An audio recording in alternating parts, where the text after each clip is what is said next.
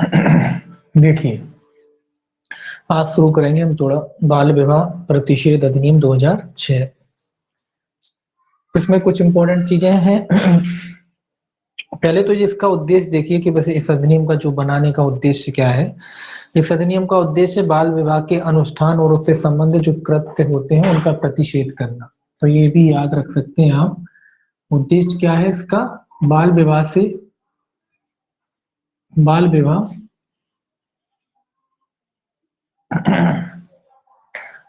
के अनुष्ठान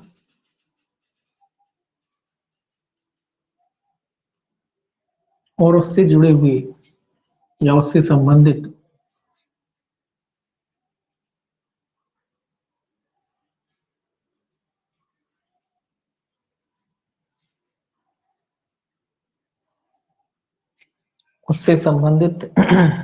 कृत्यों का प्रतिषेध करना।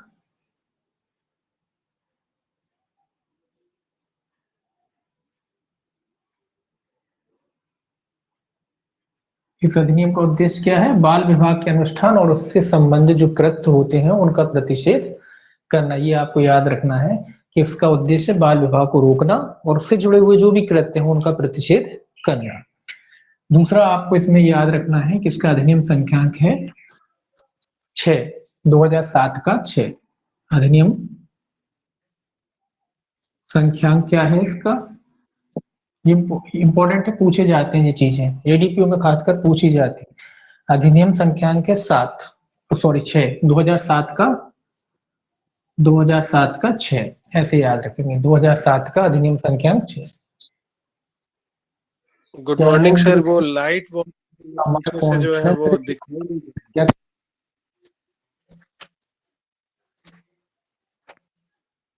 जयनेंद्र जी, आपका माइक ऑन है, कुछ कह रहे हैं क्या? सर जी सर, वो दिखाई नहीं दे रहा है बोर्ड पे कि आप क्या लिख रहे हैं। वो लाइट की थोड़ी सी दिक्कत हो रहा है।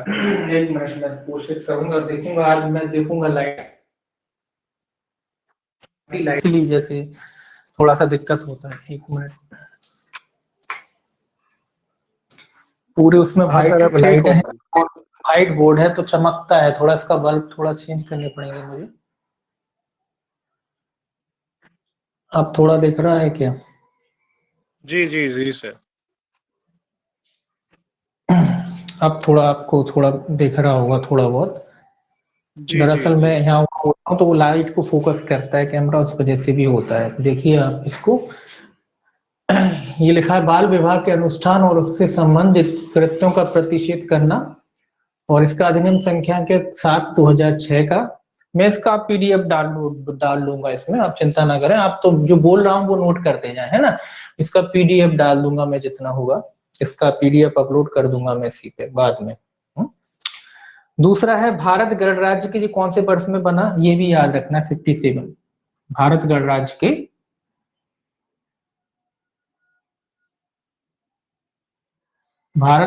के कौन से वर्ष में बनकर ये तैयार हुआ? 57वें वर्ष में, 57।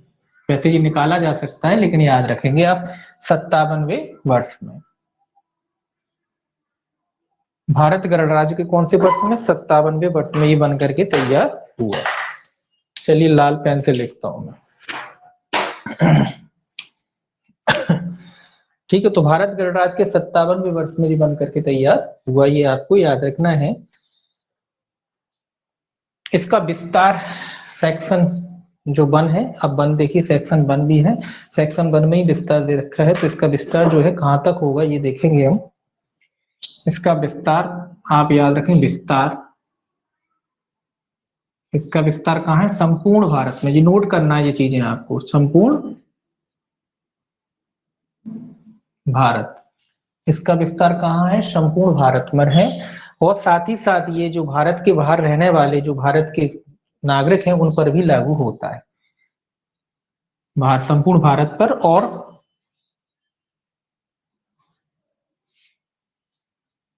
भारत के बाहर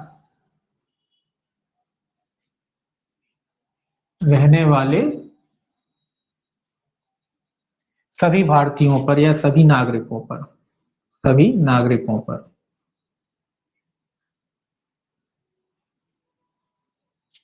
लागू होता है।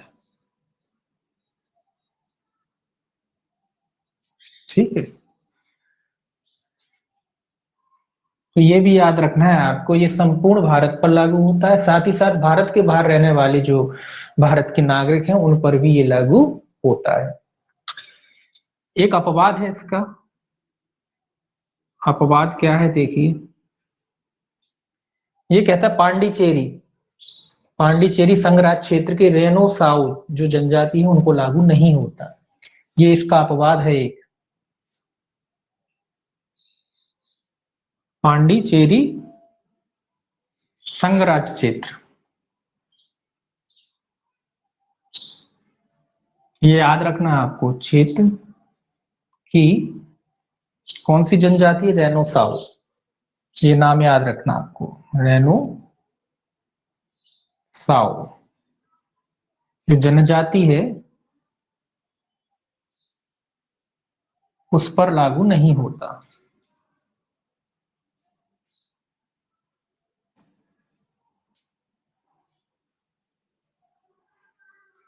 तो ये याद रखना है आपको कि जो पांडिचेरी में जो रेनो साउ जनजाति है उस पर यह अधिनियम जो है लागू नहीं होता है, ठीक है।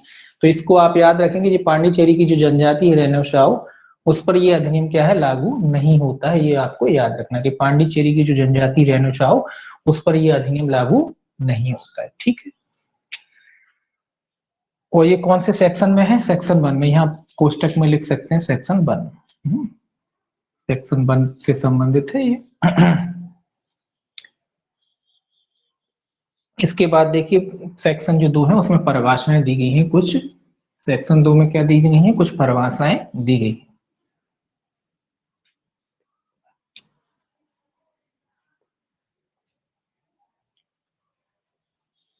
अब आपको याद रखना है बालक की परिभाषा, कि भाई बालक की परिभाषा कहाँ दी गई, बालक, बालक कौन है, पहले तो याद रखें कि भाई बालक कौन होता है, ये याद रखना है आपको।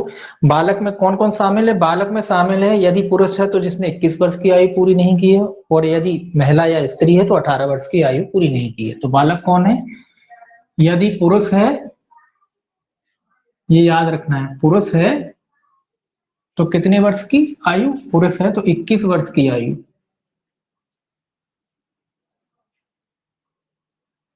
और यदि स्त्री कह लीजिए या नारी कह लीजिए, कुछ भी कह लीजिए, स्त्री है तो 18 वर्ष की आयु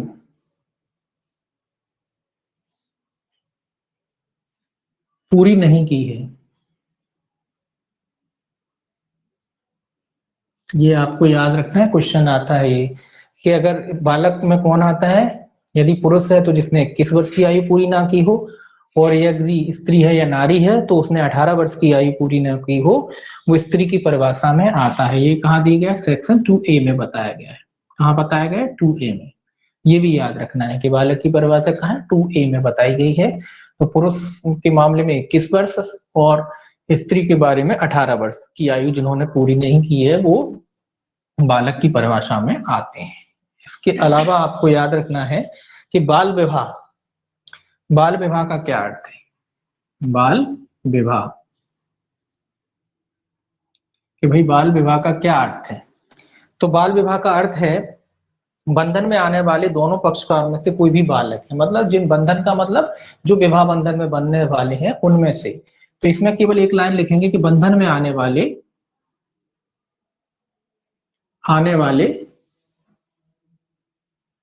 पक्षकार का मतलब है विवाह में जो पक्षकार है वर वधू, बंधन में आने वाले पक्षकारों में से कोई भी बालक है, कोई भी बालक है। तो बाल विवाह का कब माना जाएगा, जब बंधन में आने वाले पक्षकारों में से कोई भी कौन हो, बालक हो, है ना। बालक अपन पढ़ ही चुके हैं, बालक की परिभाषा दोनों पे लागू होती है, चाहे स्त्री हो चाहे पुरुष हो। स्त्री है तो 18 वर्ष से कम आयु की हो, और पुरुष है तो 21 वर्ष से कम आयु का। तो बाल विवाह का क्या अर्थ है, बंधन में आने वाले दोनों पक्षकारों में से कोई भी बालक है। ये कहाँ दिया गया है, ये सेक्शन 2B में दिया गया है। ये कहाँ दिया गया है, 2B में दिया गया है। ये भी याद रखना है कि बाल विवाह की परिभाषा कहाँ दी गई है, 2B में दी गई है। और बाल विवाह कब माना जाएगा? जब बंधन में आने वाले पक्षकारों में से दोनों में से कोई एक बालक हो। अगर स्त्री है तो 18 वर्ष से कम आयु की हो, और अगर पुरुष है तो 21 वर्ष से कम आयु का हो। तो अगर ऐसा विवाह होता है तो उसको क्या माना जाएगा? बाल विवाह माना जाएगा। जरूरी नहीं कि दोनों ही बालक हो तभी बाल विवाह होगा, दोनों में से कोई एक भी होगा तो बाल विवाह माना जाएगा। अगला है अब बंधन में आने वाले पक्षकार। अगली जो परिभाषा, 1 मिनट, बंधन में आने वाले पक्षकार की परिभाषा है। बंधन में आने वाले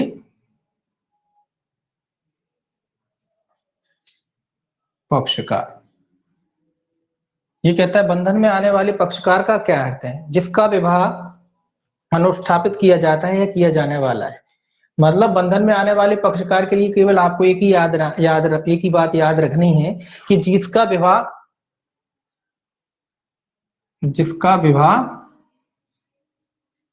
अनुष्ठापित किया जाता है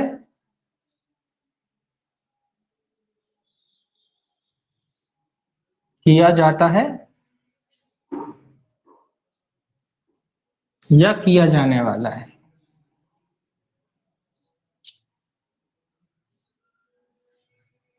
मतलब जिसका बाल विवाह किया जाता है या किया जाने वाला है, ऐसा व्यक्ति क्या कहलाता है? ऐसा व्यक्ति बंधन में आने वाला पक्षकार कहलाता है। बंधन में बंध जाते हैं ना दो लोग, तो वही कह रहा है कि बंधन में आने वाले पक्षकार का अर्थ क्या है? जिसका विवाह अनुष्ठापित किया जाता है या किया जाने वाला है, उसको क्या कहेंगे? उसको कहेंगे बंधन में आने वाला पक्षकार। और इसकी परिभाषा कहाँ दी गई है? इसकी परिभाषा दी गई सी में, 2C में, सेक्शन 2C में इसकी परिभाषा दी गई है। तो बंधन में आने वाले पक्षकार की परिभाषा कहाँ दी गई है? 2C में दी गई है। ये आपको याद रखना है कि बंधन में आने वाले पक्षकार की परिभाषा कहाँ दी गई है? 2C में दी गई है। ठीक है, अब आगे देखेंगे बाल विवाह, इसी नीचे ही लिख लीजिए, थोड़ा सा है जगह, नीचे है बाल विवाह प्रतिषेध अधिकारी। जिला की परिभाषा छोड़ दिए, जिला न्यायालय नहीं छोड़ी नहीं है अभी। बाल विवाह प्रतिषेध अधिकारी, बाल विवाह प्रतिषेध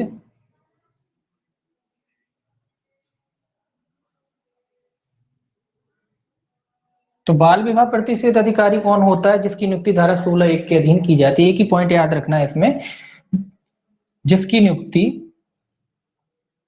नियुक्ति धारा कौन सी है? 16 और उसका सब क्लॉज 1 के अधीन की जाती है।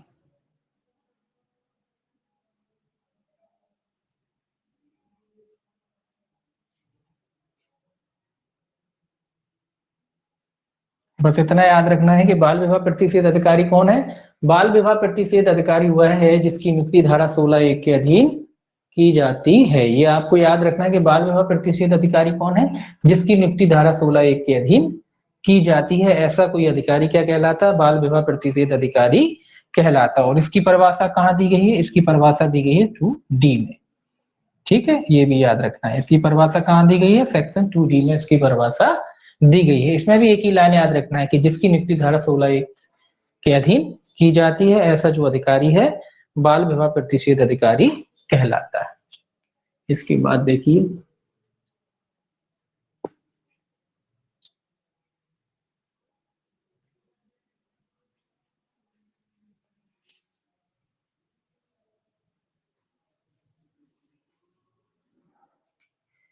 इसके बाद आप देखेंगे जिला न्यायालय। जिला न्यायालय में कौन कौन शामिल है ये आपको देखना है। जिला न्यायालय कि भाई जिला न्यायालय में कौन कौन शामिल है। जिला न्यायालय में आप बस इतना याद रखना, जिला न्यायालय में कौन कौन आते हैं? कुटुंब न्यायालय,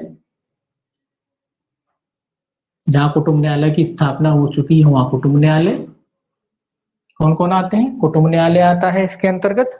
अगर मान लीजिए किसी जगह कुटुंब न्यायालय की स्थापना नहीं हुई है तो नगर सिविल न्यायालय, सिविल न्यायालय,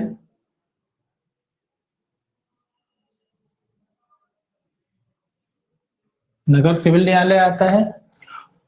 या फिर कौन कौन आता है? प्रधान सिविल न्यायालय,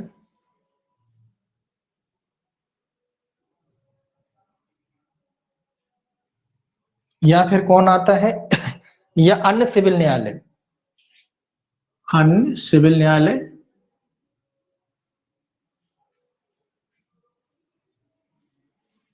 जिसे राज्य सरकार विनिर्दिष्ट करे।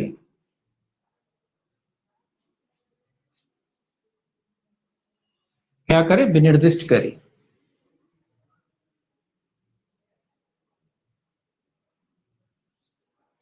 तो ये याद है, सामान्यतः तो कुटुंब न्यायालय ही आते हैं।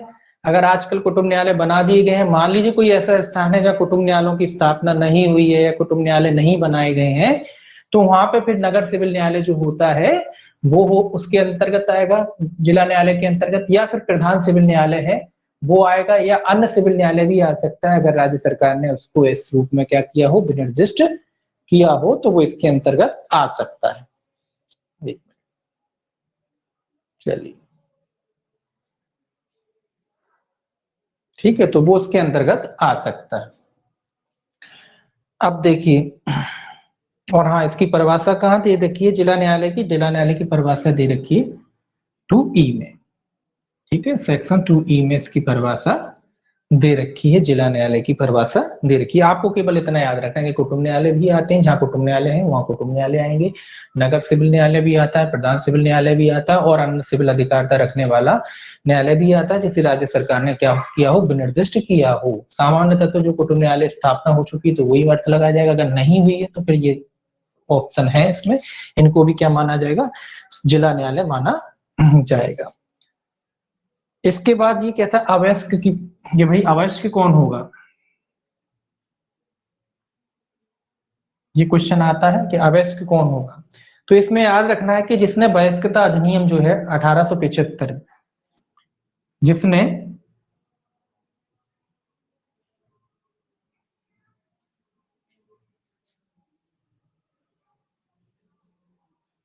अधिनियम 1875 के अधीन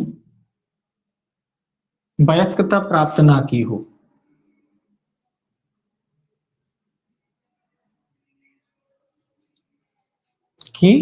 ये आपको एक लाइन याद रखना है कि अवयस्क कौन है? जिसने वयस्कता अधिनियम जो है उसके अधीन जो है वयस्कता प्राप्त ना की हो, ऐसा व्यक्ति क्या कहलाता?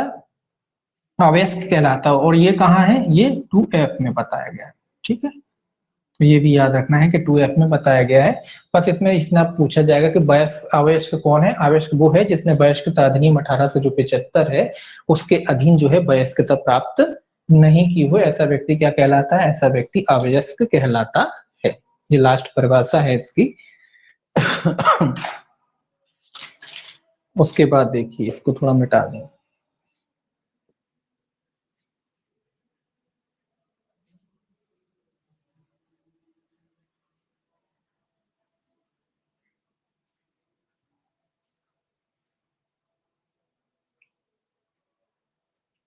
अब देखिए धारा 3,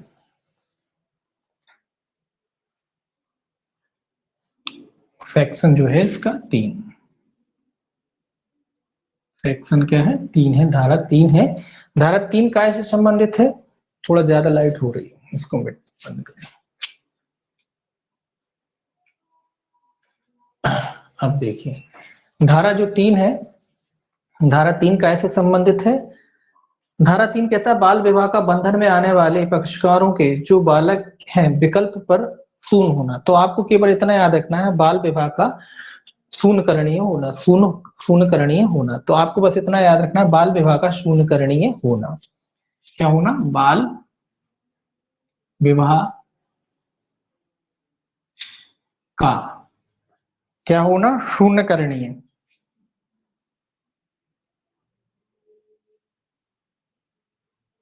कोष्टक में लिख लीजिए विकल्प पर, शून्य करणीय विकल्प पर है, मतलब चाहेंगे तो करा सकते, नहीं चाहे तो, अगर आपका बाल विवाह हुआ है, अगर आपको अपना विवाह बनाए के रखना है तो बना के रख सकते हैं, तो विकल्प पर, इसीलिए जरूरी है विकल्प पर क्या होना? शून्य करणीय होना। कहाँ बताया गया है? धारा 3 में बताया है कि बाल विवाह कब शून्य करनी होगा, वो भी विकल्प है आपके ऊपर। आपका बाल विवाह हुआ है मान लीजिए, अब आप चाहते हैं कि आप अपनी मैरिज को बनाए रखना चाहते हैं तो बनाए रखिए, विवाह तो वैध है ही। अगर आपको लगता है कि नहीं बचपन में हो गया तो गलती है, अब आपको शून्य कराना, तो आप शून्य करा सकते हैं। तो इसीलिए याद रखना कि विकल्प पर है, ऐसा नहीं कि जब बाल विवाह हुआ है तो वो शून्य करनी ही होगा, आप शून्य कराएंगे उसे, ऐसा नहीं, विकल्प पर है। जो भी बंधन में आने वाला पक्षकार हो, इसमें याद रखें कि बाल विवाह के पक्षकार के विकल्प पर शून्य करनी होगा। किसके? पक्षकार के विकल्प पर। पक्षकार मतलब बाल विवाह, इसीलिए बाल विवाह लिखा नहीं बार बार। तो पक्षकार के विकल्प पर, क्या होगा?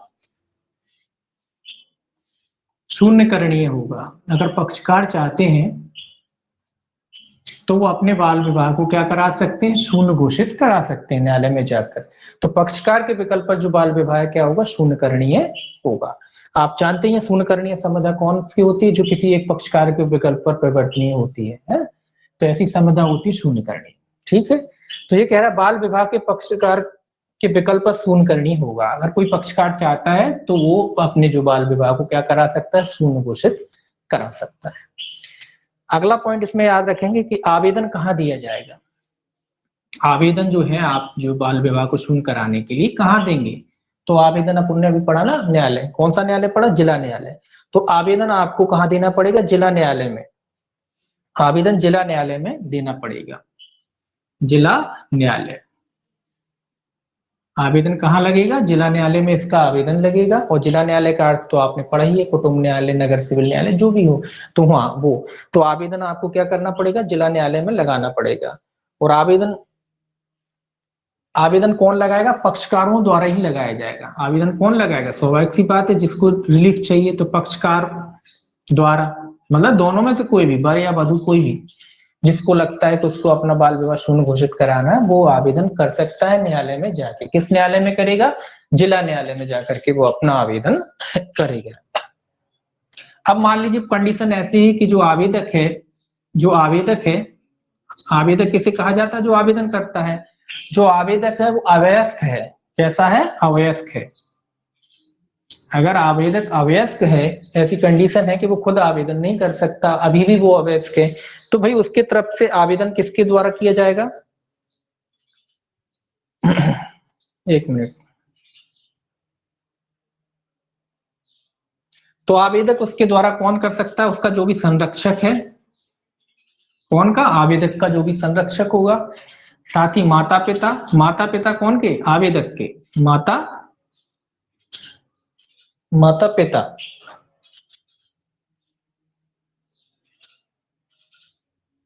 माता पिता द्वारा किया जा सकता है। और किसके द्वारा किया जा सकता है? बाल विवाह अधिकारी के तरफ से। ये भी याद रखना, कौन कर सकता है? बाल विवाह अधिकारी। ठीक है, तो इन तीनों की मार्फत वो आवेदन कर सकता है। कब कर सकता है? जब वो अवयस्क होता है। अगर आवेदक अवयस्क होता है तो कोई भी उसका गार्जियन होगा, या उसके माता पिता होंगे, या फिर बाल विवाह प्रतिशेष जो अधिकारी होता है उसकी मार्फत वो क्या कर सकता है? न्यायालय में आवेदन कर सकता है। ये कब? जब वो अवयस्क हो। वैसे तो उसको ही करना पड़ेगा, लेकिन मान लीजिए वो अवयस्क है, जब आवेदन करते समय उसकी आयु नहीं हुई है, तो अगर वो अवयस्क है तो फिर संरक्षक, माता पिता या बाल विवाह प्रतिषेध अधिकारी की मार्फत वो किसी की भी तरफ से, उसकी तरफ से क्या कर सकते हैं? आवेदन कर सकते हैं। लेकिन इसमें एक शर्त लगी है कि वयस्कता प्राप्त करने के 2 वर्ष के बाद आवेदन फाइल नहीं किया जाएगा। अगर वयस्कता, आवेदन का मतलब ये है कि भाई आवेदन कब तक फाइल कर सकते हैं, यानी 2 वर्ष की इसमें आपको अवधि मिलेगी। कब से? जब आप वयस्क हो जाते हैं उसके 2 वर्ष तक। 2 वर्ष के बाद आप जो है आवेदन फाइल नहीं कर पाएंगे कि आप 3 या 4 साल हो गए शादी को, मतलब वयस्क होने के बाद 3 या 4 साल हो गए, अब आ रहे हैं बोले हम अपना विवाह शून्य करनी कराना चाहते हैं, क्योंकि बोले बाल विवाह हो गया था। तो ऐसा नहीं, ऐसा होता तो सभी पहुंच जाते। आप देखिए पुराने जमाने में सभी के माता पिताओं को बाल ही विवाह हुआ होगा, तो अब वो बाल विवाह होते वो आज पहुंच जाते कि बोले शून्य कराना है। तो ऐसा नहीं होता है। तो एक उसमें समय अवधि कितनी? 2 वर्ष। कितनी? वयस्कता प्राप्त होने के। याद रखिए, वयस्कता प्राप्त होने के कितने वर्ष तक? होने के 2 वर्ष बाद। 2 वर्ष बाद आवेदन ग्रहण नहीं किया जाएगा। 2 वर्ष बाद आवेदन ग्रहण नहीं किया जाएगा।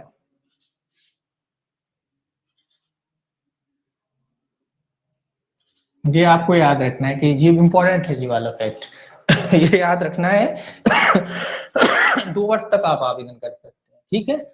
जब कब से, जब से आपने वैधता प्राप्त कर ली है तब से आप 2 वर्ष तक आवेदन कर सकते हैं। उसके बाद जो आप आवेदन इसका ग्रहण नहीं किया जाएगा, आपने जो शून्यकरणीय विवाह कराने के लिए उसका आवेदन ग्रहण नहीं किया जाएगा। आगे लिखा है,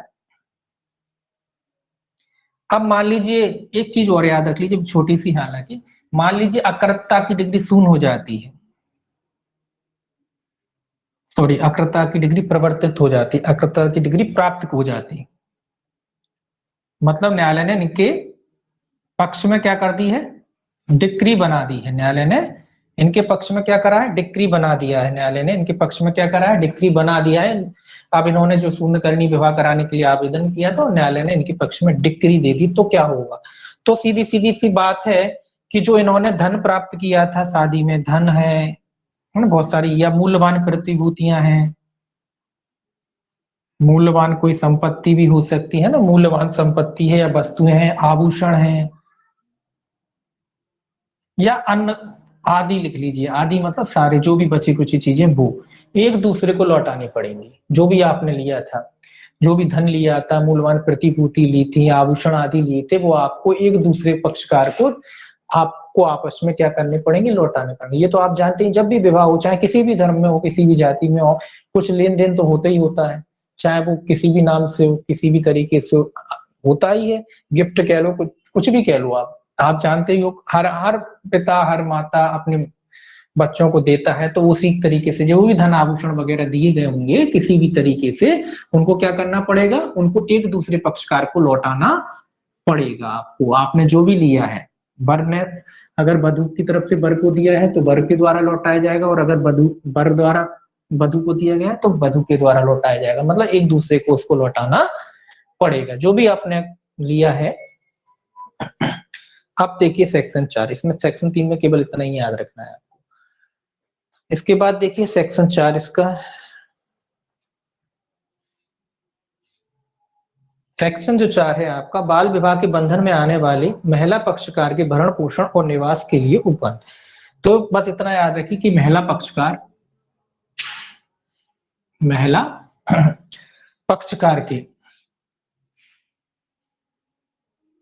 पक्षकार का भरण पोषण,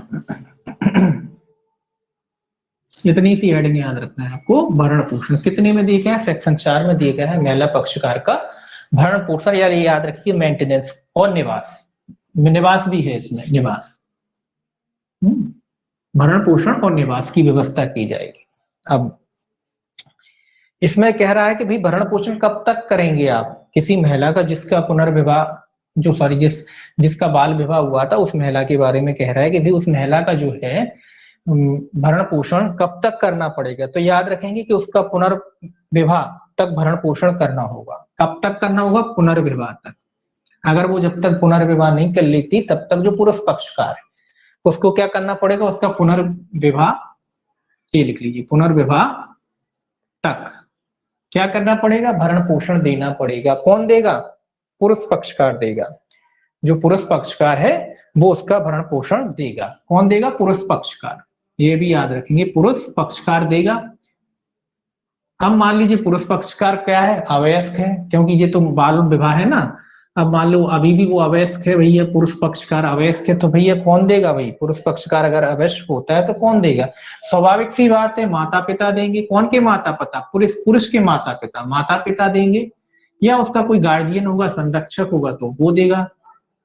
और जब ये वयस्क हो जाएगा तो फिर ये देने लगेगा, है ना।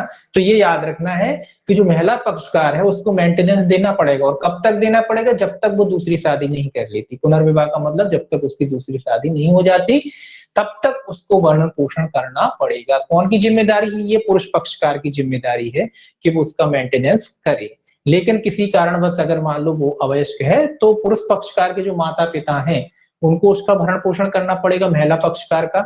और या फिर उसका संरक्षक कोई होगा तो उसको भरण पोषण करना पड़ेगा उस महिला का, ये आपको याद रखना है।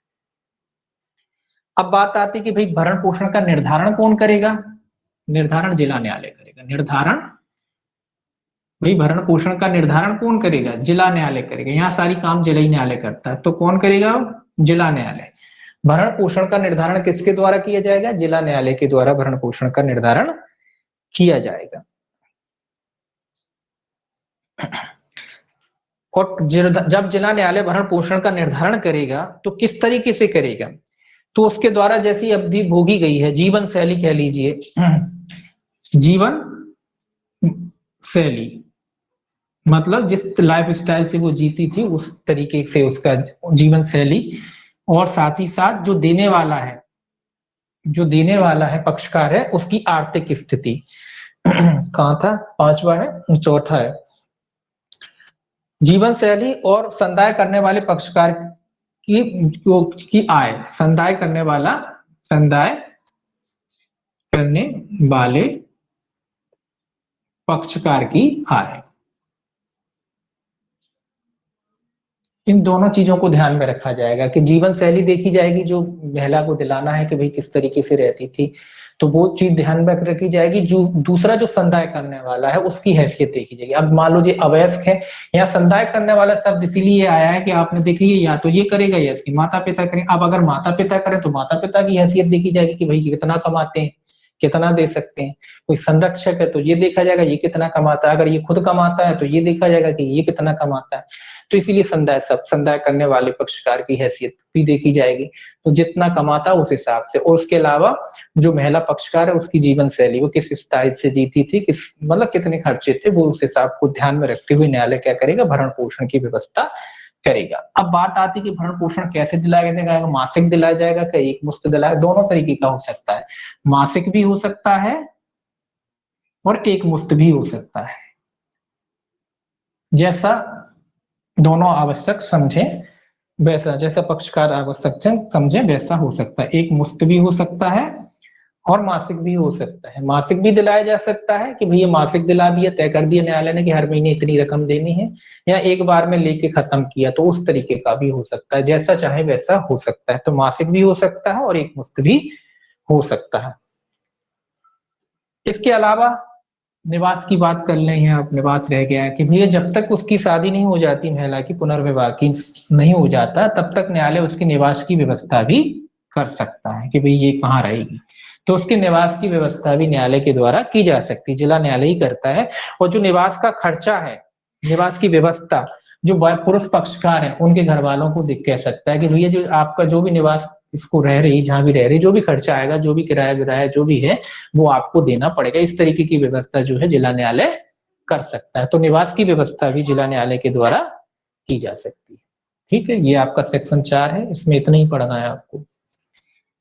अब देखिए, इस एक्ट को गलत मत करिए आना किसी भी हालत में, बहुत छोटा एक्ट है, इसीलिए मैंने इसको बताया सारे पॉइंट इसके, कि इसके अलावा कोई और पॉइंट इसमें है नहीं, निकलते भी नहीं है। तो ये एक्ट किसी भी हालत में गलत नहीं होना चाहिए। अगर इसमें से 5 क्वेश्चन पूछे जाए तो 5 के 5 सही होने चाहिए, है ना, तभी एडीपीओ निकलेगा, है ना। कुछ एक्ट ऐसे हैं जो बिल्कुल गलत होने ही नहीं चाहिए।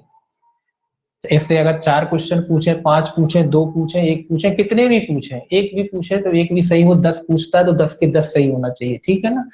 ये वो वाले अधिनियमों में से है ना। कुछ अधिनियम आपके ऐसे होने चाहिए जो 100% आएंगे, तभी आपका सिलेक्शन होगा, ध्यान में रखें। एडीपीयू में कुछ तो एक्ट आपको 100% करने पड़ेंगे, ठीक है। आधे से ज्यादा एक्ट अगर आपने 100% कर दी तो मान लो आपका सिलेक्शन हो जाएगा, है ना। 25 माइनर एक्टों में से अगर 15 भी करे आए आप 100% तो भी आपका सिलेक्शन हो जाएगा। लेकिन इसका मतलब ये नहीं कि दूसरे एक्ट बिल्कुल ही गलत करे आए, हाँ उनमें इक्का दुक्का हो जाए वो ठीक है, लेकिन 15 एक्ट अगर आपने अच्छे कर दिए बिल्कुल, जिनमें एक भी गलती ना हो, तो समझ लेना कि बस एडीपीयू निकल गया, ठीक है।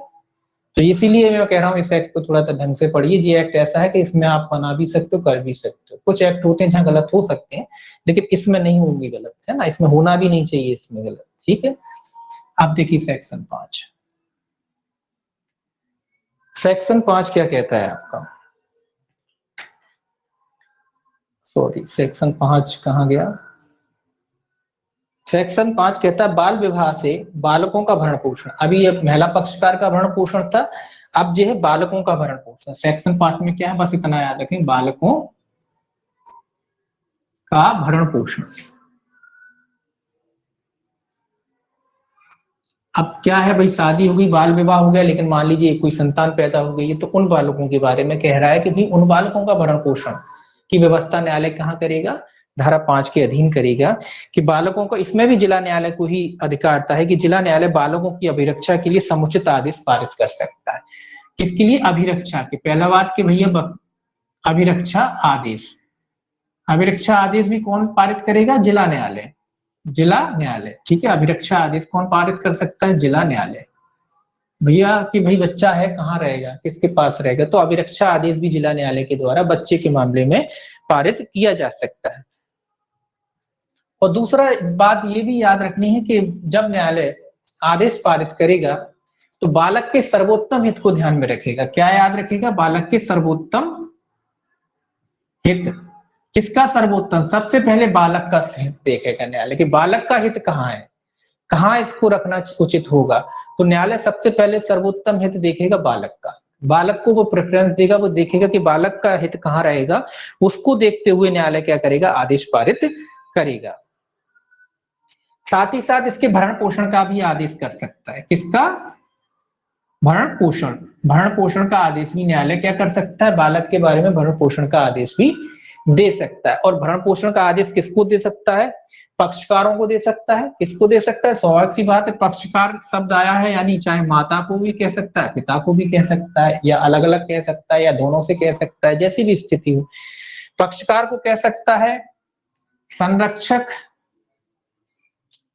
और माता पिता। अभी मैं समझाता हूं, माता पिता मतलब संरक्षक माता पिता तो चलेंगे ही संग में। मान लीजिए ये तो वो कंडीशन है कि मान लीजिए जो पक्षकार है वो अवयस्क हैं, वो खुद ही बालिग नहीं है, तो फिर उनके जो माता पिता होते हैं उनसे कह सकता है, और उनके जो संरक्षक होते हैं उनसे कह सकता है कि जो बालक है उसका आप मेंटेनेंस करेंगे। कौन के? जो पक्षकारों के माता पिता होते हैं, पक्षकारों के जो संरक्षक होते हैं, न्यायालय उनसे कह सकता है कि भैया आप लोग इनका क्या करोगे? बालक का क्या करोगे?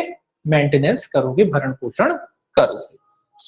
अब देखिए सेक्शन 6, ये तो याद रखेंगे कि दोनों धाराएं, धारा 4 और धारा 5 काय से संबंधित है? मेंटेनेंस से संबंधित। बस इतना याद रखना है कि धारा 4 और 5 काय से संबंधित है? मेंटेनेंस से संबंधित है। धारा 4 में सबसे पहले महिला का मेंटेनेंस, और धारा 5 में उसके बाद बालक का मेंटेनेंस। ठीक है, क्रम से दिया है। अब सेक्शन देखिए 6, सेक्शन 6 अब बात क्रम से दी कि देखिए हर चीज क्रम से दी। अगर आप दिमाग लगा के, अगर मान लो कभी सेक्शन याद में नहीं आए, तो आप अगर लॉजिक लगाओगे तो सेक्शन सही भी हो सकते हैं। देखिए क्रम से दे रखा है, पहले मेंटेनेंस हो गया, महिला का हो गया, बच्चे का हो गया। अब बच्चे की धर्मजता की बात आ गई कि भैया उसकी धर्मजता, जो बालक है उसकी धर्मजता से संबंधित है। तो सेक्शन 6 में इतना याद रखिए, धर्मजता क्या है? धर्मजता, धर्मजता। तो सेक्शन 6 काय से संबंधित है? धर्मजता से संबंधित है कि जो बालक है, अब जो जो शादी आपकी हुई थी, बाल विवाह हुआ था, वो तो आपने शून्य घोषित करा लिए, तो अब बच्चे की धर्मजता पे उसका क्या प्रभाव पड़ेगा? तो ये कहता है कि सभी प्रयोजन के लिए बच्चे को धर्मज ही माना जाएगा। किसी भी प्रयोजन की, सभी प्रयोजन के लिए बालक क्या समझा जाएगा? एक धर्मज बालक समझा जाएगा, सभी प्रयोजन के लिए। बस याद रखें, सभी प्रयोजन के लिए बालक क्या समझा जाएगा? धर्मज समझा जाएगा। ठीक है, इतना लिखा है मैंने बस। तो सभी प्रयोजन के लिए बालक क्या समझा जाएगा? धर्मज समझा जाएगा। ये आपको याद रखना है कि सभी प्रयोजन के लिए जो बालक है वो क्या समझा जाएगा? धर्मज समझा जाएगा। ये आपको याद रखना है। धर्मज का मतलब क्या है? जितने भी जो राइट धर्मज जो बच्चा होता है, बालक होता है, राइट होते हैं एक परिवार में, एक फैमिली में, वो सारे हक इसको मिलेंगे। ऐसा नहीं कि आपने बच्चा आपका हो गया, आपने तो डाइवोर्स ले लिया, उसके बाद आप कहो कि अब हमारे बच्चे वही राइट रखेगा जो लीगल बच्चा रखता है, आपकी प्रॉपर्टी पे, आपकी संपत्ति पे, जो भी हक होते हैं एक धर्मज बच्चे के, वो इसको भी मिलेंगे। ठीक है ना? तो सारे हक आपके उसमें से रखेगा, वो सारे हक वो आपसे ले भी सकता है। तो इसीलिए कह रहा है कि वो सभी प्रयोजनों के लिए जो बालक होगा वो धर्मज समझा जाएगा, भले ही आपका विवाह शून्य हो गया हो या शून्य करा लिया हो आपने, लेकिन जो बालक है वो सभी प्रयोजन के लिए क्या होगा? धर्मज होगा। अब देखिए सेक्शन जो है इसका 7, सेक्शन 7 कहता है जिला न्यायालय की धारा 4 और 5 के अधीन जारी किए गए आदेशों का उपांतरित करना या उपांतरण करना। सेक्शन 7 है उपांतरण से। एक ही शब्द याद रखें, उपांतरण या उपांतरित करना या उपांतरण करना, कुछ भी लिख लो आप। एक शब्द याद रखना है आपको, आदेशों का उपांतरण। काय का उपांतरण है? आदेश। उपांतरण का मतलब है परिवर्तन करना। जो आगे 4 और 5 के अधीन जो आदेश दिए गए हैं न्यायालय ने, 4-5 में क्या थे? मेंटेनेंस के आदेश थे ना, 4 में महिला के थे और 5 में बच्चों के थे, बालक के हैं। तो उन मेंटेनेंस के आदेशों में परिवर्तन के बारे में है। तो ये क्या है? परिवर्तन कह लीजिए, परिवर्तन। परिवर्तन है काय के आदेश में? मेंटेनेंस के आदेश में। तो धारा 4 और 5 के अधीन जो मेंटेनेंस का आदेश दिया है उसमें परिवर्तन की बात कहता है। तो कैसे परिवर्तन किया जाएगा, कब परिवर्तन किया जाएगा? जब परिस्थितियों में परिवर्तन हो जाता है। परिस्थितियों में परिवर्तन के आधार पर कार्रवाइयों के लंबन एवं अंतिम निपटारे के बाद भी न्यायालय क्या कर सकता है? आदेशों में परिवर्तन या उपांतरण कर सकता है। कब कर सकता है? परिस्थितियों में परिवर्तन होने पर। परिस्थितियों परिस्थितियों में परिवर्तन होने पर, मतलब जब परिस्थितियां परिवर्तित हो चुकी हैं तो न्यायालय आदेश में भी परिवर्तन कर सकता है कि पहले आपकी आय 10,000 थी, आज 20 कमा रहे, फिर 25 कमा रहे, 50 कमा रहे, 1 लाख कमा रहे, तो न्यायालय उस हिसाब से वो जो मेंटेनेंस है उसको भी घटा बढ़ा सकता है। मान लो पहले ज्यादा कमाते थे, अब कम कमाने लगे, तो कम भी कर सकता है, दोनों ही कर सकता है। अब बात आती है कि कब कर सकता है? कार्रवाई के दौरान भी कर सकता है। कार्यवाही मान लीजिए चल रही है, लंबित है, या कह लीजिए कार्रवाई के दौरान, दौरान यानी कि लंबित कार्रवाई है, कार्रवाई पेंडिंग अभी चल रही है, तो उस समय भी कर सकता है। और मान लीजिए कार्रवाई निपट चुकी है अंतिम रूप से, अंतिम आदेश के बाद भी कर सकता है। अंतिम आदेश के बाद भी, दोनों ही बात कर सकता है।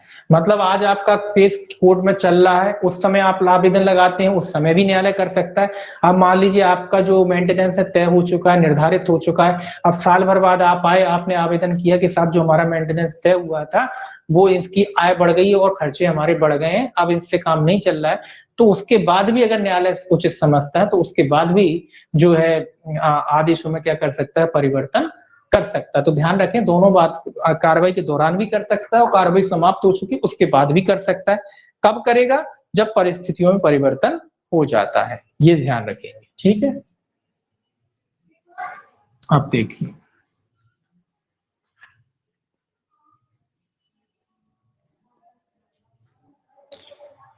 अब देखिए धारा 8, वह न्यायालय जिसमें आवेदन दिया जाएगा या अर्जी दी जाएगी, वह न्यायालय जहां आवेदन या अर्जी दी जाएगी। सेक्शन 8 का ऐसे संबंधित है आवेदन, एक शब्द इसमें याद रखेंगे, आवेदन, बस। सेक्शन 8 काय से संबंधित है? आवेदन से संबंधित है कि आवेदन कहाँ दिया जाएगा।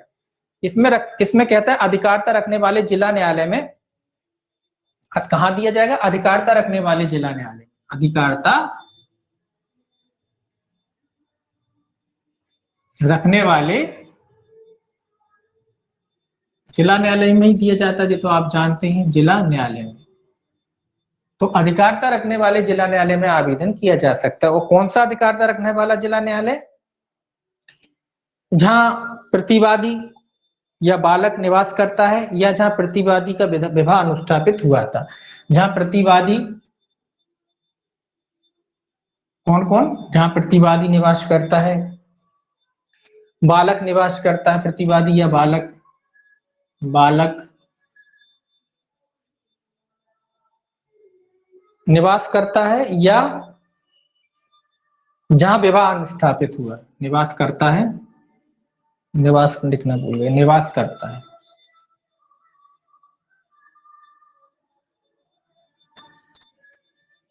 या जहां विवाह अनुष्ठापित हुआ, या जहां विवाह अनुष्ठापित,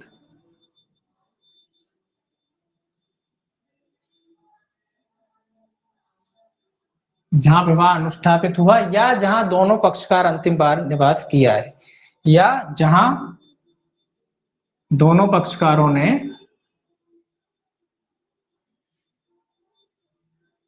अंतिम बार निवास किया है।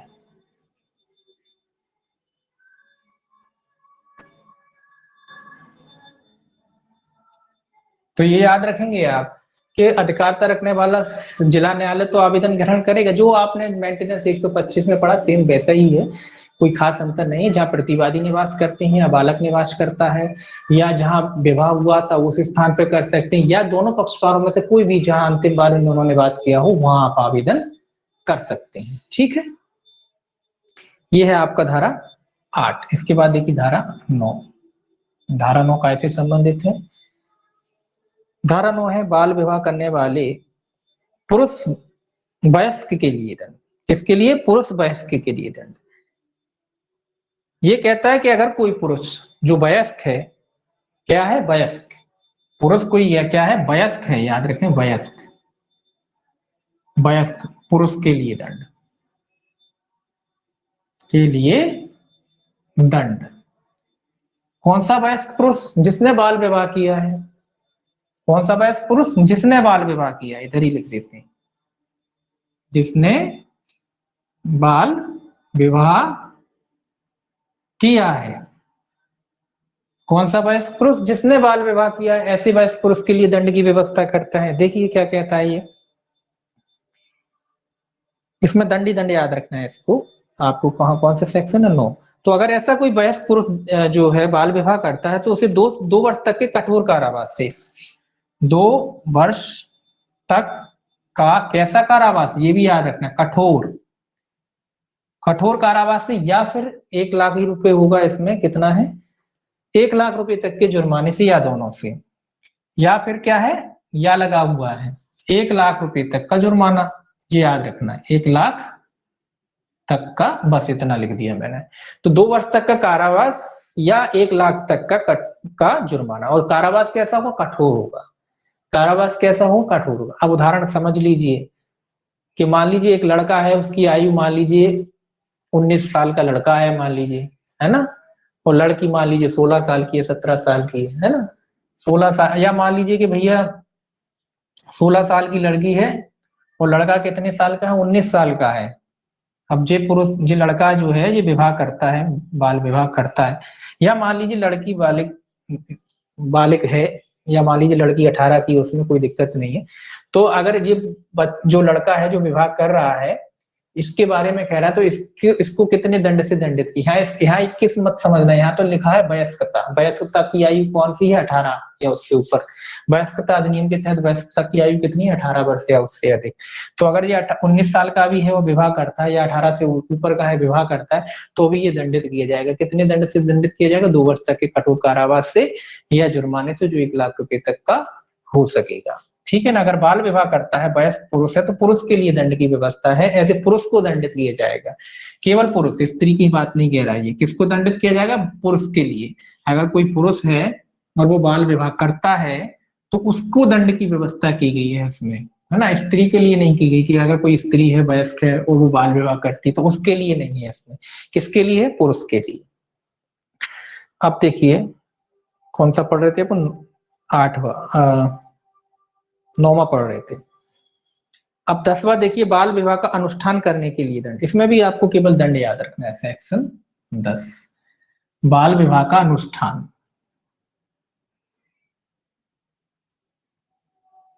तो बार बार विवाह लिखने की जरूरत नहीं है, बस अनुष्ठान लिख लीजिए। अनुष्ठापन,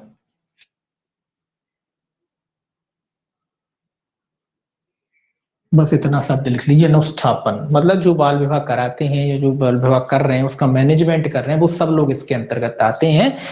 ऐसे लोगों के लिए भी दंड सेम है। दंड कितना है? 2 वर्ष तक का कारावास या 1 लाख रुपए तक का जुर्माना। 2 वर्ष तक का कारावास या 1 लाख। और सर 1 लाख और ये केवल दंड याद रखें। अब दोनों में अंतर क्या है देखिए। सेक्शन 9 में भी दंड था 2 वर्ष तक का, और इसमें भी दोनों में दंड है 2 वर्ष तक का, है ना। इसमें भी दंड है 2 वर्ष तक का, और सेक्शन 9 में भी आपने 2 वर्ष तक का दंड पड़ा। थोड़ा बहुत तो अंतर होगा, कुछ ना कुछ तो अंतर होगा। 9 में जो था कठोर शब्द इस्तेमाल किया गया था, यहाँ कठोर शब्द इस्तेमाल नहीं किया गया है। ठीक है, तो यहाँ कठोर शब्द इस्तेमाल नहीं किया गया, बस इतना अंतर है, ध्यान रखना। दोनों में अंतर है। जो धारा 9 थी उसमें कठोर शब्द इस्तेमाल किया गया था, और धारा 10 में जो है कठोर शब्द इस्तेमाल नहीं किया गया है, बस इतना अंतर। सजा सेम है, कठोर शब्द का यहाँ इस्तेमाल नहीं किया गया है। नहीं किया गया, बस ये याद रखना है, नहीं किया गया है। ठीक है, तो ये याद रखना है आपको, ये इसीलिए याद रखना कि परीक्षा में इसी से घुमा देंगे आपको। ठीक है, अगर आप सर इसको ध्यान नहीं दिया छोटी सी बात को तो इसी से घूम जाओगे आप। ठीक है, तो कठोर शब्द का इस्तेमाल नहीं किया गया है धारा 10 में। तो जो भी व्यक्ति बाल विवाह का संवर्धन वगैरह कराता है सर कठोर भी है और 2 वर्ष या कठोर 1 है लाख सर, दिया है रुपए सर। क्या किया जा सकता है, दंडित किया जा सकता है। आगे देखिए सेक्शन 11। सेक्शन जो 11 है आपका, सेक्शन 11 का इससे संबंध है। सेक्शन 11 कहता है बाल विवाह के अनुष्ठापन का संवर्धन करने या उसे अनुगात करने के लिए दंड है इसमें। सेक्शन 11 क्या कहता है, बाल विवाह का अनुष्ठापन या उसका संवर्धन करने या उसे अनुज्ञात करने के लिए दंड। जो मैनेजमेंट करते हैं ना, आयोजन करते हैं, विवाह करा रहे हैं, उन लोगों के लिए दंड है इसमें। जो मैनेजमेंट वगैरह कराते हैं, विवाह वगैरह कराते हैं, उन लोगों के लिए कि आयोजन करा रहे हैं, उसमें बाल विवाह भी करा दिए, है ना, या जो बाल विवाह कराता है वो भी इसमें। तो ये सब लोग इसमें आते हैं कि बाल विवाह का अनुष्ठापन या संवर्धन, ये कैसे संबंधित है, अनुष्ठापन सर और सेक्शन 10 में जो है वो कठोर दंड दिया हुआ है सर। व्यवस्था कर रहे हैं, व्यवस्थापक वगैरह होते हैं ना, उन लोगों की बात कह रहा है, जो व्यवस्थापक होते हैं, व्यवस्थाएं करते हैं, बाल विवाह करा रहे हैं, विवाह करा रहे हैं, वो कि इन लोगों के लिए कितने कारावास है इसमें। इन लोगों को भी 2 वर्ष तक का कठोर कारावास, इसमें भी कठोर शब्द आ गया। तो इसमें कितने, इनको क्या 2 वर्ष तक का कैसा कारावास, कठोर, यहाँ कठोर शब्द का इस्तेमाल किया गया है, कठोर या फिर जुर्माना सर सेक्शन 10 में भी कठोर दंड दिया हुआ है। से क्या किया जाएगा, इन्हें दंडित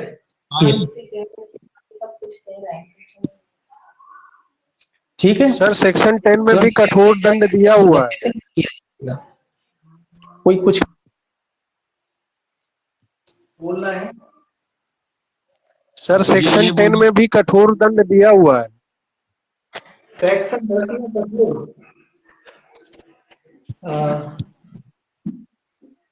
सेक्शन 2 में कठोर कहाँ है भाई, कोई कठोर शब्द है ही नहीं है इसमें। सेक्शन 10 में 10 में 10 में कठोर है और या की जगह और कठोर ही है भैया, कठोर है। सेक्शन 10 में हिंदी में कठोर नहीं, इसमें भी कठोर ही है। ठीक है, कोई बात नहीं, कोई या की जगह और, हाँ या की जगह और हाँ 2 वर्ष तक और 1 लाख जुर्माना। कौन से वाले की बोल रहे हो आप, 10 वाले की? 10 2 वर्ष तक का कारावास और 1 लाख जुर्माना। ठीक है, चलिए नहीं है उसमें मैंने ध्यान नहीं दिया। और या की जगह और है, उसमें या की जगह और है, ठीक है, कोई दिक्कत नहीं। चलिए ठीक, बोथ भी तो है, बोथ 9 में दोनों है और 10 में बोथ नहीं है सर। 9 में अथवा दोनों है और 10 में बोथ नहीं है। हाँ वो कोई दिक्कत नहीं है, वो कोई बड़ी बात नहीं, बोथ वगैरह हाँ। वो कोई बड़ी कोई बड़ा बात नहीं है। ये था, ये थोड़ा सा ध्यान में रखने वाली चीज है, ये आपको ध्यान में रखना है। और उसमें और लगा है, ये ध्यान में रखना है ना। और बाकी तो ये जानते हैं 2 वर्ष तक का कठोर कारावास या 1 लाख रुपए तक का जुर्माना, या दोनों से क्या किया जा सकता है, उसे दंडित किया जा सकता है। सेक्शन कौन सा है, 11, 1 मिनट, 11 में है कठोर कारावास है जिसकी अवधि 2 वर्ष तक की हो सकेगी, दंडनीय होगा और जुर्माने से। इसमें भी और ही है, और जुर्माने से, और जुर्माने से क्या किया जाएगा, उसे दंडित किया जाएगा। और ही है, इसमें भी और है, जुर्माने से दंडित किया जाएगा जो 1 लाख रुपए तक का हो सकेगा। लेकिन इसका एक अपवाद है, ये आपको याद रखना है, अपवाद, इसका एक अपवाद है, इसका एक अपवाद है कि स्त्रियों को इसमें गिरफ्तार नहीं किया जाएगा। स्त्री इसका क्या है, अपवाद। तो बस एक शब्द याद रखें कि स्त्री क्या है, इस धारा की क्या है, अपवाद है। स्त्री क्या है, इस धारा का अपवाद है। हाँ, स्त्रियों को इस धारा के अधीन क्या नहीं किया जाएगा, गिरफ्तार वगैरह नहीं किया जाएगा। हालांकि उन पर जुर्माना लगाया जा सकता है, जुर्माना लगाया जा सकता है, लेकिन उनकी गिरफ्तारी नहीं होगी। तो इस धारा का अपवाद ध्यान रखें, इस धारा का अपवाद क्या है, स्त्रियां हैं। इस धारा का अपवाद कौन है, स्त्रियां हैं। ठीक है, अब देखिए धारा जो है 12, सेक्शन जो 12 है, सेक्शन जो वह है क्या है, 12। सेक्शन 12 कहता है बाल विवाह का, कहा गया, कतिपय परिस्थितियों में किसी वयस्क बालक के विवाह का शून्य होना, वयस्क विवाह का, बाल विवाह का क्या होना, शून्य होना। तो यहाँ केवल इतना याद रखें, बाल विवाह का शून्य होना, बाल विवाह का शून्य होना, इतना याद रखना है आपको कि बाल विवाह का क्या होगा, शून्य होना। तो बाल विवाह का शून्य होना कितने में दे रखा है, धारा 12 में दे रखा है कि बाल विवाह को कब जो है शून्य घोषित किया जा सकता है। वो कौन सी परिस्थितियां हैं जब किसी बाल विवाह को शून्य घोषित किया जा सकता है। पहले परिस्थिति जो शॉर्ट में याद रखें, वैसे कोई खास नहीं। पहली परिस्थिति तो ये है कि अगर किसी बालक को किसी संरक्षकता से हटा के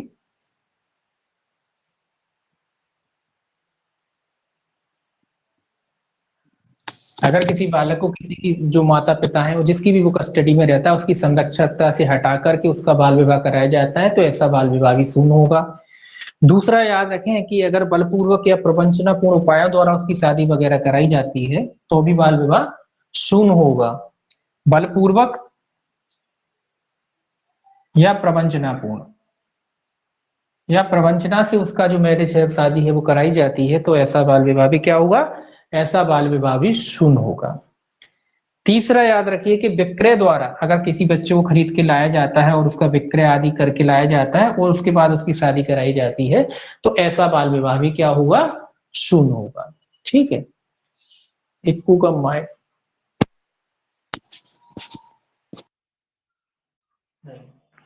चलिए, तो बाल विवाह क्या होगा, शून्य होगा सकता है जी। तो कॉमन बात है कि अगर संरक्षकता से हटा के जबरन विवाह कराया जाता है, बलपूर्वक विवाह कराया जाता है, या प्रवंचनापूर्ण उपायों द्वारा विवाह कराया जाता है, या फिर विक्रय करके किसी बालक को लाते हैं उसके बाद उसका विवाह कराया जाता है, तो ऐसा जो बाल विवाह है क्या माना जाएगा, शून्य माना जाएगा। ये आपको याद रखना है कि ऐसा जो बाल विवाह है क्या माना जाएगा, शून्य माना जाएगा। कौन सा था, सेक्शन 12। अब आगे देखिए सेक्शन जो है इसका 13। सेक्शन 13 कहता है बाल विवाह को प्रतिषिद्ध करने वाले व्यादेश जारी करने की न्यायालय की शक्ति। तो ये इसमें ध्यान रखिए, इसको मिटा रहे, सेक्शन जो 13 है वो व्यादेश से संबंधित है।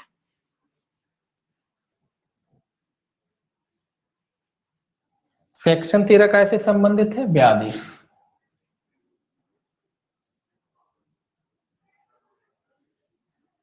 ये याद रखेंगे, इसके सेक्शन जो 13 है कैसे संबंधित है, व्यादेश से संबंधित है। न्यायालय चाहे तो बाल विवाह को रोकने के लिए क्या कर सकता है, व्यादेश जारी कर सकता है ना। ये आपको याद रखना है, व्यादेश कहाँ है, बस इतना याद रखना है, धारा 13 में व्यादेश दिए गए हैं।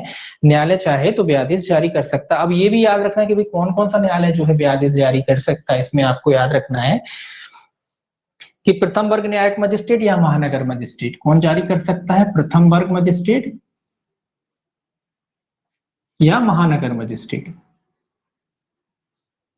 प्रथम वर्ग मजिस्ट्रेट या महानगर मजिस्ट्रेट क्या कर सकता है, इस अधिनियम के तहत अगर उसको लगता है कि कोई बाल विवाह हो रहा है, उस चीज को उसकी जानकारी मिलती है, तो वो क्या कर सकता है, व्यादेश जारी कर सकता है। और वो कब जारी करता है व्यादेश, जब बाल विवाह प्रतिषेध अधिकारी या परिवाद या अन्यथा उसे सूचना मिलती है। किस बात की सूचना मिलती है, इस बात की कि बाल विवाह किया जा रहा है। किसके द्वारा सूचना मिलती है, या तो बाल विवाह अधिकारी के द्वारा मिलेगी, बाल विवाह प्रतिषेध अधिकारी, या तो इसके द्वारा उसे सूचना मिलती है, या कोई परिवाद करता है, कोई व्यक्ति या कोई व्यक्ति परिवाद करता है, कंप्लेन करता है न्यायालय से, तब उसे जानकारी मिलती है, या अन्यथा सूचना मिलती है। अन्यथा किसी भी माध्यम से अगर उसे सूचना मिलती है कि ऐसा बाल विवाह वगैरह अगर किया जा रहा है, तो वो क्या कर सकता है, व्यादेश जारी कर सकता है, या स्वप्रेरणा से भी कर सकता है। स्वप्रेरणा, अगर मजिस्ट्रेट को लगता है कि ऐसा कोई परिस्थिति है जहां बाल विवाह वगैरह हो रहा है, तो स्वप्रेरणा से भी वो क्या कर सकता है, व्यादेश जारी कर सकता है। मतलब उस पर रोक लगा सकता है कि ऐसे विवाह को रोका जाए, व्यादेश जारी उसके लिए वो कर सकता है। इसमें अब ये बात आती कि भैया जो बाल विवाह को रोकने के लिए समुचित उपाय कौन करेगा, जिला मजिस्ट्रेट। जिला मजिस्ट्रेट जो है बाल विवाह को रोकने के लिए अतिरिक्त उपाय कर सकता है। कौन करता है, जिला मजिस्ट्रेट। जिला मजिस्ट्रेट जो है बाल विवाह को रोकने के लिए अतिरिक्त कार्रवाइयां कर सकता है। जिला मजिस्ट्रेट अतिरिक्त कार्रवाइयां कर सकता है, ये भी याद रखना है, अतिरिक्त कार्रवाई। मतलब न्यायालय ने व्यादेश वगैरह दिए, वो तो दिए ही हैं, इसके अलावा जिला मजिस्ट्रेट को भी अगर लगता है कि बाल विवाह वगैरह हो रहा है, तो ये अतिरिक्त कार्रवाइयां भी बाल विवाह को रोकने के लिए जारी कर सकता है, या कह लीजिए अतिरिक्त कार्रवाइयां कर सकता है। आगे देखिए, आगे एक कंडीशन लगी है कि व्यादेश जो है किसी संगठन या व्यक्ति के विरुद्ध तब तक जारी नहीं किया जाएगा जब तक उनको सुनवाई का मौका नहीं दिया जाता। ये कॉमन सा नियम है कि व्यादेश किसी संगठन या व्यक्ति के विरुद्ध तब तक जारी नहीं किया जाएगा जब तक कि उनको सुनवाई का मौका नहीं दिया जाता। इतना याद रखें, सुनवाई का मौका नहीं दिया जाता तब तक न्यायालय व्यादेश वगैरह जारी नहीं करेगा। लेकिन इसका अपवाद भी है। इसका अपवाद ये कहता है कि अगर आवश्यक है तो न्यायालय बगैर सुने भी व्यादेश जारी कर सकता है। आवश्यकता है तो न्यायालय बगैर सुने भी क्या कर सकता है, व्यादेश जारी कर सकता है अगर आवश्यक है। साधारण नियम तो ये कहता है कि दोनों, कोई भी संगठन वगैरह हो, कोई भी व्यक्ति हो, उनको पहले सुनवाई का मौका दिया जाएगा, उसके बाद न्यायालय व्यादेश जारी करेगा। लेकिन मान लीजिए अगर परिस्थितियां ऐसी हैं कि उनको सुनने का मतलब सुनने में विलंब होगा या तुरंत कार्रवाई की जाना आवश्यक है तो न्यायालय बगैर सुने भी क्या जारी कर सकता है, व्यादेश जारी कर सकता है। अब बात आती है कि न्यायालय जो व्यादेश है उसका विखंडन, व्यादेश का क्या है, विखंडन या उसे खत्म करना। तो ये कहता है कि न्यायालय व्यादेश को कब खत्म कर सकता है या विखंडित कर सकता है। जो भी पक्षकार है वो या तो उसके आवेदन पर कर सकता है या अपने आप में स्वप्रेरणा से क्या कर सकता है, उसको विखंडित कर सकता है, उसको समाप्त कर सकता है। न्यायालय स्वप्रेरणा पर या आवेदन पर आदेश को विखंडित या परिवर्तित कर सकता है। या तो विखंडित कर सकता है, एक मिनट, विखंडित कर सकता है आदेश को, एक मिनट कहां गया, विखंडित या परिवर्तित,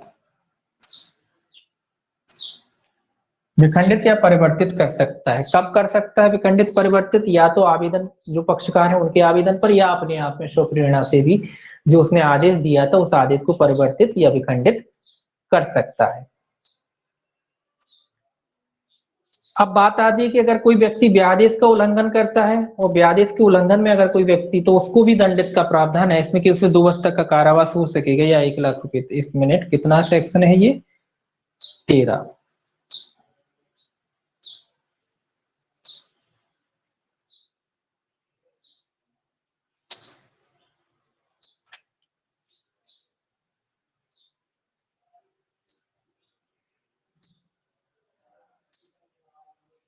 अथवा जुर्माना है, 2 वर्ष तक का कारावास अथवा एक 9वें सेक्शन में है, उस व्यादेश की अवज्ञा करेगा तो वह दोनों में से किसी भांति के कारावास से जिसकी अवधि 2 वर्ष तक की हो सकेगी अथवा जुर्माने से जो 1 लाख रुपए तक का हो सकेगा। तो इसमें कितनी सजा होगी उससे, वही सेम सजा है, 2 वर्ष तक का कारावास अथवा 1 लाख रुपए तक का जुर्माना। किन व्यक्तियों के है, जो व्यादेश का उल्लंघन करते हैं ऐसे व्यक्तियों के लिए है कि अगर ऐसे व्यक्ति व्यादेश का उल्लंघन करते हैं फिर भी वो नहीं मानते न्यायालय का आदेश, तो इसमें लिखा उस व्यादेश की अवज्ञा करेगा तो वह दोनों में से किसी भांति के कारावास से जिसकी अवधि 2 वर्ष तक की हो सकेगी अथवा जुर्माने से। तो यहाँ दोनों में से किसी भांति के कारावास से लिखा है कि दोनों में से किसी भांति के, सजा सेम ही है, किसी भांति के कारावास से, और जो सजा सेमी है 2 वर्ष तक की है अथवा 1 लाख रुपए तक के जुर्माने से उस, या अथवा दोनों से क्या किया जा सकता है, उसे दंडित किया जा सकता है। लेकिन इसमें भी स्त्रियां क्या है, अपवाद है, कोई स्त्री को कारावास से दंडित नहीं किया जाएगा। इसमें भी अपवाद है, इसका अपवाद भी स्त्री है, तो स्त्रियों को जो है कारावास से दंडित नहीं किया जाएगा। अगर व्यादेश का उल्लंघन है तो इसमें भी स्त्रियों को जो है कारावास से दंडित नहीं किया जाएगा। कौन सा था जी, 13वां। अब देखिए 14 में केवल आपको सेक्शन याद रखना है कि अगर कोई बाल विवाह व्यादेश के उल्लंघन में किया जाता है, मतलब न्यायालय ने व्यादेश जारी कर रखा है और ऐसा कोई व्यक्ति बाल विवाह करता है तो ऐसा बाल विवाह क्या होगा, शून्य होगा। ये याद रखना है आपको 14 में केवल, एक मिनट 14 कहाँ गया, हाँ, व्यादेश के उल्लंघन में बाल विवाह का शून्य होना। आपको इतना सेक्शन याद रखना है, सेक्शन 14, व्यादेश के उल्लंघन में बाल विवाह का शून्य होना। इसका हेडिंग याद रखना है, विवाह का शून्य होना। अगर न्यायालय ने व्यादेश जारी कर रखा है उसके बाद भी अगर कोई व्यक्ति विवाह करता है तो ऐसा विवाह क्या होगा, शून्य माना जाएगा। ठीक है, केवल इसमें हेडिंग याद रखना है और कुछ याद नहीं देखना है इसमें। उसके बाद आप देखेंगे सेक्शन 15 अपराधों का संज्ञेय और अजमानती होना। इसमें भी आपको केवल हेडिंग याद रखना है इसकी। अपराध इस अधिनियम के तहत अपराध जो होंगे वो कैसे होंगे, संज्ञेय और अजमानती। कैसे होंगे, संज्ञेय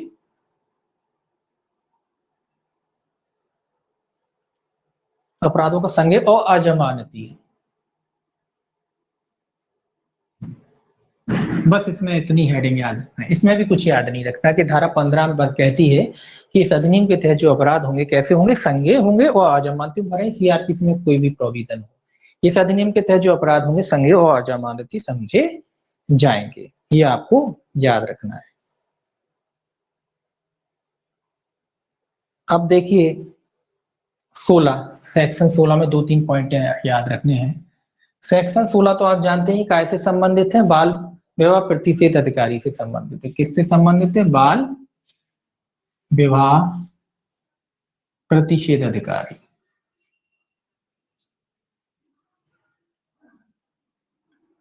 ठीक है, तो बाल विवाह प्रतिषेध अधिकारी से संबंधित है ये। इसमें 2-3 पॉइंट आपको इसमें भी याद रखने हैं कि बाल विवाह प्रतिषेध अधिकारी की नियुक्ति किसके द्वारा की जाती है, राज्य सरकार के द्वारा की जाती है। किसके द्वारा की जाती है, राज्य सरकार। कहाँ की जाती है, अब बात आती है कि भी राज्य सरकार नियुक्ति तो करती है इनकी, लेकिन नियुक्ति जो है कहाँ करती है, किस स्थान के लिए कहती है, संपूर्ण राज्य या उसके किसी भाग के लिए कर सकती है। संपूर्ण राज्य या उसका भाग या उसके राज्य के किसी भाग के लिए क्या कर सकती है राज्य सरकार, बाल विवाह प्रतिषेध अधिकारी की नियुक्ति कर सकती है, जितने वो आवश्यक समझे उतने। तो बाल विवाह प्रतिषेध अधिकारी की नियुक्ति राज्य सरकार करती है, या तो संपूर्ण राज्य के लिए कर सकती है या उसके किसी भाग के लिए उसकी नियुक्ति कर सकती है। इसके अलावा आपको 16(3) याद रखना है, स्पेशली 16(3) ऐसे ही याद रखना है। ये 16(1) नियुक्ति कहाँ है, 16(1) में, 16(1) में है ना, ऐसे याद रखना है। और 16(3) याद रखना है आपको। 16(3) क्या कहता है, बाल विवाह प्रतिषेध अधिकारी के कर्तव्य। ये याद रखना है कि कर्तव्य बताए गए हैं कि बाल विवाह प्रतिषेध अधिकारी के कर्तव्य कहाँ है, 3 में। ये कर्तव्य नहीं मैं लिखा रहा आपको, ना बता रहा हूँ, क्योंकि कर्तव्य कॉमन है। कर्तव्य सीधे सीधे जो बाल विवाह से संबंधित जुड़े हुए कृत्य हैं वही हैं कि बाल विवाह को रोकना है ना, ये सारी व्यवस्था वगैरह करना, वो 100 कॉमन कर्तव्य है। तो कर्तव्यों में से कोई खास नहीं आता, एक बार आप इसको पढ़ लेना कर्तव्यों को। बस आप सेक्शन जरूर याद रखें कि 16(3) में क्या बताए गए हैं, बाल विवाह प्रतिषेध अधिकारी के जो है कर्तव्य बताए गए हैं। ये आपको याद रखना है कि 16(3) में कर्तव्य कहाँ है उसके, 16(3) में है, ये भी आपको याद रखना है। इसके अलावा याद रखना है आपको 16(4). 16(4) में क्या बताया गया है, बाल विवाह प्रतिषेध अधिकारी की शक्तियां जो दी गई हैं, शक्ति। ठीक है, तो ये याद रखना है कि बाल 16(4) में क्या है, उसकी शक्ति वगैरह के बारे में बताया गया है। तो इस तरीके से आपको याद रखना है कि शक्तियां दी गई हैं उसको काय की कौन की शक्ति दी जाती है, बाल विवाह प्रतिषेध अधिकारी को पुलिस की शक्तियों का प्रयोग कर सकता है। तो या इस तरीके से भी पूछा जाता है कि बाल विवाह प्रतिषेध अधिकारी पुलिस की शक्तियों का प्रयोग कर सकता है, किस धारा में बताया गया, 16(1), 16(2), 16(3), 16(4). तो आपको याद रखना 16(4). 16(4) के तहत जो बाल विवाह प्रतिषेध अधिकारी है वो पुलिस की शक्तियों का प्रयोग कर सकता है जो उसे दी जाती है राज्य सरकार के द्वारा। ये आपको याद रखना है, इसीलिए 16(3), 16(1), 3 और 4 ये चारों आपको क्लॉज याद रखने हैं। क्लॉज वाइज क्वेश्चन इससे बनेगा।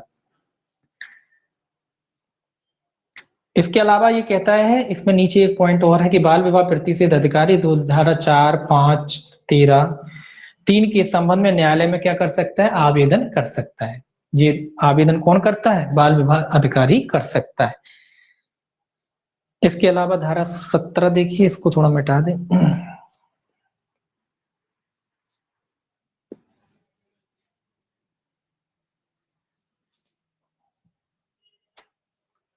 सेक्शन 17 देखिए, सेक्शन 17 में भी आपको याद रखना है कि धारा 17 के अनुसार बाल विवाह प्रतिषेध अधिकारी आईपीसी की धारा 21 के तहत क्या समझा जाएगा, लोक सेवक। केवल सेक्शन याद रखना है, लोक सेवक। इसको समझा जाएगा, बाल विवाह प्रतिषेध अधिकारी को क्या समझा जाएगा, लोक सेवक समझा जाएगा। 18 गुड फेथ, ये सेक्शन याद रखने हैं। 18 सद्भावना पूर्वक, तो इसमें लिखाने की जरूरत नहीं है। सद्भाव पूर्वक कार्रवाइयां 18 में दी गई हैं। 19 में नियम बनाने की शक्ति दी गई है। नियम कौन बनाता है? राज्य सरकार बनाता है। ये भी सेक्शन याद रखना है आपको। और सेक्शन 20 याद रखना है आपको। सेक्शन 20 याद रखना है। तो 1 मिनट, 19 रह गया। 19 नियम बनाने की शक्ति है, 19 भी याद रखना है।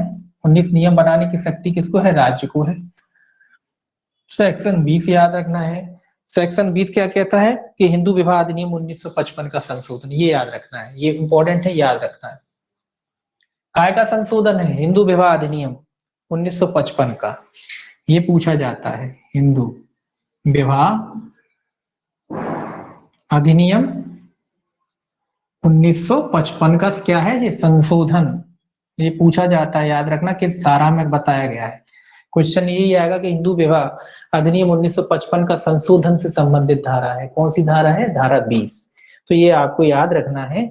उसके बाद जो लास्ट सेक्शन है इसका 21, सेक्शन 21, ये भी याद रखना है आपको। ये कहता है कि बाल विवाह अवरोध अधिनियम, निरसन है इसमें, निरसन, तो कौन से अधिनियम को समाप्त किया गया, ये भी याद रखना है कि बाल विवाह अवरोध अधिनियम, याद रखना है, बाल विवाह अवरोध अधिनियम कौन सा था? बाल विवाह अवरोध अधिनियम 1929। 1929 को क्या किया गया है? निश्चित किया गया है, समाप्त किया गया है इस अधिनियम के तहत। तो दोनों सेक्शन इंपॉर्टेंट है, इनको आपको याद रखना है। इसको याद रखना है 20 को और 21 को, दोनों को आपको याद रखना है कि भैया 20 में क्या किया, कौन सा अधिनियम का जो है संशोधन है। हिंदू विवाह जो है अधिनियम 1955 है उसका संशोधन से संबंधित है। और धारा 21 में कौन से अधिनियम को निश्चित या समाप्त किया गया है? बाल विवाह अवरोध अधिनियम 1929 को जो है समाप्त किया गया है। ये आपका हो गया बाल विवाह। इसके बाद सोमवार को ही देखेंगे। सोमवार को देखेंगे अपन कौन सा? सोमवार को देखेंगे अपन आर्म्स एक्ट, आर्म्स एक्ट को देखेंगे, ठीक है ना। अब सोमवार को इसलिए कह रहा हूँ, थोड़ा सा लिखना पड़ेगा मुझे, बनाना पड़ेगा, है ना, वो कल टेस्ट वगैरह बनाने। तो सोमवार को देखेंगे आर्म्स एक्ट, आर्म्स एक्ट पढ़ेंगे, उसको आर्म्स एक्ट को निपटाएंगे, देखेंगे ये क्या 2 दिन में उसको भी खत्म करेंगे, है ना। तो इसको आप बनाएंगे अपने हिसाब से, नोट करेंगे, जैसे बताया वैसे नोट करेंगे, है ना।